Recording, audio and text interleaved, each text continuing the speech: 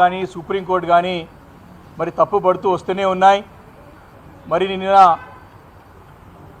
Supreme court చాలా స్పష్టంగా కంచె గచ్చిబౌలి యొక్క భూముల విషయంలో ప్రభుత్వం ఒక తప్పుని ఎత్తి చూపుతూ మరి ఆ తప్పుని సరిదిద్దుకోకపోతే అధికారులు ఖచ్చితంగా కటకటాలకు పోవడం ఖాయమని చెప్పి సుప్రీంకోర్టు వ్యాఖ్యానించడం చూస్తూ ఉంటే మరి ఇదొక రేవంత్ రెడ్డి ప్రభుత్వానికి మరొకసారి చెంపపెట్టు లాంటిది. సుప్రీంకోర్టు యొక్క వ్యాఖ్యలు డైరెక్ట్గా ప్రత్యక్షంగా ఈ యొక్క కాంగ్రెస్ పరిపాలనని తప్పు ఎత్తి చూపుతూ మరి ముట్టకాయలు వేస్తున్నట్టు స్పష్టంగా కనపడతా ఉంది. ఇది మొదటిసారి కాదు. రేవంత్ రెడ్డి గారి యొక్క నాయకత్వంలో ఈ కాంగ్రెస్ ప్రభుత్వాన్ని మొదటి నుంచి కూడా హైకోర్టు అనేక విషయాల్లో తప్పుపడుతూ వస్తూ ఉన్నది. హైడ్రా విషయంలో మీరు తీసుకునే నిర్ణయం తప్పు, మీరు వివరించే తీరు తప్పు అని ఎత్తి చూపింది.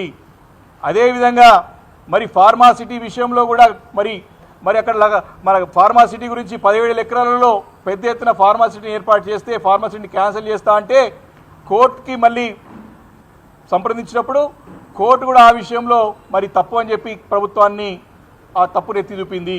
అదేవిధంగా లగచరుల యొక్క భూములను కూడా సేకరించే విషయంలో కూడా మరి తప్పు పద్ధతిని అనుసరిస్తున్నది. ఇది తప్పు అని చెప్పి కూడా మరి హైకోర్టు కూడా తప్పు మరి ముట్టగారు ఏడు కాకుండా మరి నేషనల్ హ్యూమన్ రైట్స్ కమిషన్ కూడా మరి ఏ రకంగా వీరు ప్రజలపైన మరి దౌర్జన్యం చేశారో కూడా ఆ రోజు వ్యాఖ్యానించడం జరిగింది. ఈరోజు కూడా లగచర్ల భూముల విషయంలో కూడా ఏదైతే వివరించే తీరున్నదో మరి అక్కడ అటవీ ప్రాంతం కాదు, అది అడవికి సంబంధించిన ప్రాంతం కాదు, ఇది ఫ్రీ ల్యాండ్ అని చెప్పి అప్పుడున్నటువంటి ప్రభుత్వంలో పెద్దలు సిఎస్ గారు ఆ రోజు ఎన్విరాన్మెంట్ కానివ్వండి వారి సబ్జెక్ట్లో ఉన్నది, ఆ రోజు ఫారెస్ట్ అండ్ ఎన్విరాన్మెంటల్ సబ్జెక్ట్లో ఉండే, అదేవిధంగా పొల్యూషన్ కంట్రోల్ బోర్డు కూడా చైర్మన్గా మరి వారు ఉండే. కాబట్టి ప్రభుత్వంలో ఉన్నటువంటి పెద్దలు కానివ్వండి, ప్రభుత్వంలో ఉన్న ముఖ్యమంత్రి గారు కానివ్వండి తమకు వ్యాఖ్యలని తమ చేసే పనులని సమర్థించుకోవద్దు, తప్పుని చక్కదిద్దండి అని చెప్పి ప్రత్యక్షంగా వ్యాఖ్యానించి చూస్తూ ఉంటే మరి ఏ రకంగా ఈరోజు కోర్టుని తప్పుదో పట్టిస్తున్నారో ఈ ప్రభుత్వం స్పష్టంగా అర్థం చేసుకోవచ్చు. ప్రభుత్వం ఇది కాదు, ఈ కాంగ్రెస్ ప్రభుత్వం ఇప్పుడు కాదు, వారు వచ్చిందే అబద్ధాల పునాదుల పైన వచ్చినటువంటి ప్రభుత్వం ఈ కాంగ్రెస్ ప్రభుత్వం. ఇప్పటికి కూడా మరి ప్రజలందరినీ కూడా తప్పుదో పట్టించి ప్రజలందరూ కూడా మోసం చేసి ప్రజలకి అరచేతుల వైకుంఠం చూపించి 100 రోజుల్లో 6 గ్యారెంటీలు ఇస్తామని చెప్పి నానా అనేక రకమైనటువంటి అబద్ధాలు వాగ్దానాలు చేసి వారు చేపించడమే కాకుండా ఢిల్లీలో వారి పార్టీ పెద్దలతో కూడా చెప్పించి ప్రజలని నమ్మించి మోసం చేసి అధికారంలోకి వచ్చినటువంటి కాంగ్రెస్ ప్రభుత్వం కోర్టులను కూడా తప్పుదో పట్టించే ప్రయత్నం చేస్తూ ఉంటే కోర్టులు మొట్టకాయలు వేస్తూ ఉన్నాయి, చెంపపెట్టు లాంటి తీర్పులు ఇస్తూ ఉన్నాయి. ప్రభుత్వం ఇప్పుడు కూడా కళ్ళు తెరవకపోతే తప్పకుండా తీవ్ర పరిణామాలు తప్పవని చెప్పి ఈ సందర్భంగా నేను మనవి చేస్తా ఉన్నాను. మరి ముఖ్యమంత్రి గారు వారు తీసుకున్న ఏ నిర్ణయం కూడా అన్ని కూడా రివర్స్ అవుతూ ఉన్నాయి, బూమరాంగ్ అవుతూ ఉన్నాయి, ఏది కూడా సరే అమలు కావట్లేదని చెప్పి వారు ఫ్రస్ట్రేషన్లో ఉన్నారు. ముఖ్యమంత్రి గారు ఫ్రస్ట్రేషన్లో ఉండి తను ముఖ్యమంత్రి అని మర్చిపోయి వేదికల పైన మరి ఉత్తమ్ కుమార్ రెడ్డి ముఖ్యమంత్రి అంటా ఉన్నాడు. అంటే ప్రజలు నవ్వుకుంటున్నారు. ముఖ్యమంత్రి గారు ఒక భాష, ముఖ్యమంత్రి ఒక తీరు, వారి ఫ్రస్ట్రేషను, వారు చేసేటువంటి అసందర్భ పేలాపనలు చూసి ప్రజలు నవ్వుకుంటున్నారు, అసహించుకుంటున్నారు. ఇదే ముఖ్యమంత్రి దొరికిండయ్యా అని. ఈరోజు వారు తీసుకున్నటువంటి అనాలోచిత నిర్ణయాలు, వారు తీసుకుంటున్నటువంటి అనుభవరహితమైనటువంటి నిర్ణయాలు, వారి యొక్క అసమర్థతతో చేస్తున్నటువంటి పనులను ఇవన్నీ కూడా ఈ చేసే నిర్ణయాలతో తీసుకున్నటువంటి వ్యవహారంతో చేస్తున్న వ్యవహారంతో ప్రజలు ఇబ్బంది పడుతున్నారు. వారి యొక్క అనాలోచిత నిర్ణయాలు, వారి యొక్క అనుభవరహిత నిర్ణయాలు తెలంగాణ ప్రజలకి, తెలంగాణ రాష్ట్రానికి శాపంగా మారినాయి. ఈరోజు కోర్టులు కూడా అవే చెప్తా ఉన్న సంగతి ఈ సందర్భంగా మనవి చేస్తా ఉన్నాను. ఈ ముఖ్యమంత్రి గారికి కేసీఆర్ గారు పేరు లేదే రోజు గడవదు. కేసీఆర్ గారి పేరు చెప్పుకొనే ఇంకా అదే పనులు చేస్తూ ఉన్నారు. రోజు కళలు కూడా కేసీఆర్ గారే వస్తారు వీరికి.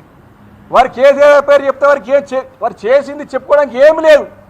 సంవత్సరంన్నర కావాలి వస్తూ ఉన్నా ఇంకా గత 10 సంవత్సరాలు ఏడుస్తూనే ఉన్నారు. వారితో పరిపాలన చేత కావట్లేదు, వారి అసమర్థుడని ఇప్పటికే తేలిపోయింది. వారు కూడా వాడి మాటల్లో ఒప్పుకునే సంగతిని గుర్తు చేస్తూ ఉన్నాను. నిన్న ఇచ్చినటువంటి 400 పోస్టులు కూడా ఇరిగేషన్ సంబంధించి కూడా ఆ నోటిఫికేషన్ గతంలో కేసీఆర్ గారు ప్రభుత్వం ఇచ్చిన నోటిఫికేషనే. మరి నిన్న మొన్న కూడా ఇరిగేషన్ మీద పెద్ద మాటలు మాట్లాడుతూ ఉన్నారు.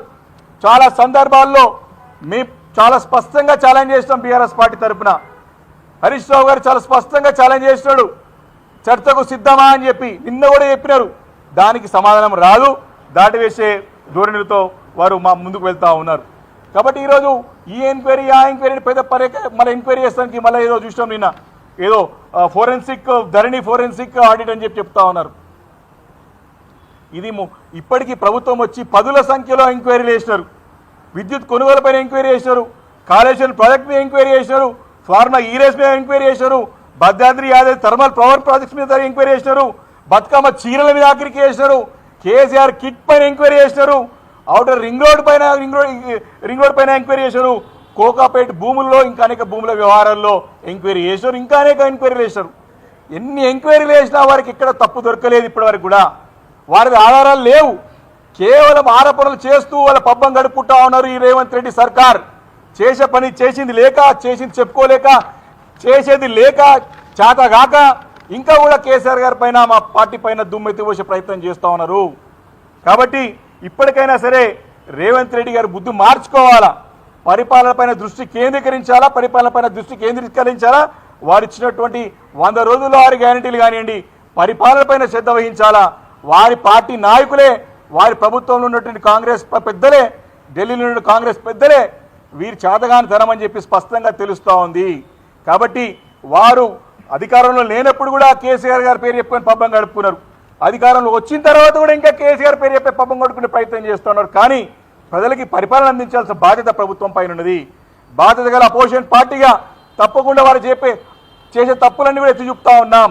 వారు మా మాట కాదు కదా, ప్రజలను కూడా పరిగణలోకి తీసుకోకుండా ముందుకు వెళ్తా ఉన్నారు. వారు చాలా మొండిగా పోతా ఉన్నారు, అహంకార పూరితంగా వ్యవహరిస్తూ ఉన్నారు. అందుకే కోర్టులు ప్రతి విషయంలో అడ్డుపడతా ఉన్నాయి. వారు చేసిన తప్పులు ఎత్తి చూపుతూనే ఉన్నారు. వారు తప్పులని చక్కదిద్దుకొని ముందుకు పోవాల్సిన అవసరం ఈ ప్రభుత్వం పైన ఉంది అని చెప్పి సందర్భంగా మనవి చేసుకుంటూ, వారు ఫ్రస్ట్రేషన్లో వారు స్వయంగా తనే ముఖ్యమంత్రి అని మర్చిపోయిన సంగతి ప్రజలందరూ కూడా చూస్తున్నారు నిన్నందరూ కూడా. కాబట్టి ముఖ్యమంత్రి గారు రాజకీయాలను పక్కన పెట్టండి, ప్రజల యొక్క బాగోగుల గురించి ఆలోచన చేయండి. గతంలో మీరు చేసిన మంచి పనులను ముందు కొనసాగించండి. ఈ ఎంక్వైరీల పేరు మీద ఇంకా పబ్బం గడుపుకోవాలంటే ప్రజలు కూడా ఊరుకునే పరిస్థితి లేదు. తప్పకుండా రాబోయే రోజుల్లో మీకు గుణపడని చెప్తానికి సిద్ధంగా ఉందని చెప్పి సందర్భంగా మనవి చేస్తా ఉన్నాను. Thank you. కేసీఆర్ గారి నాయకత్వం